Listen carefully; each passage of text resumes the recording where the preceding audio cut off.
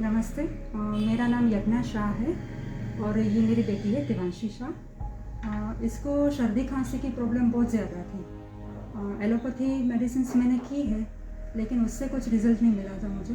वापस वही सर्दी खांसी वापस हो जाती थी जब ये कोर्स पूरा करते थे तब। फिर बाद में मैंने होम्योपैथी मेडिसिन में विनीत सर की मेडिसिन ली और उससे काफ़ी उसको रिलीफ मिला कि अभी उसको कुछ भी खाती है तो प्रॉब्लम सर्दी खांसी का नहीं होता है। मतलब बहुत ज़्यादा इसको इफ़ेक्टिव हुई होम्योपैथी मेडिसिन। और मैं आप सबसे भी ये करती हूँ कि होम्योपैथी मेडिसिन ले आप अपने बच्चे के लिए, क्योंकि ये साइड इफ़ेक्ट्स नहीं करती है और पूरा रिजल्ट देती है। Thank you Vineet sir. Thank you.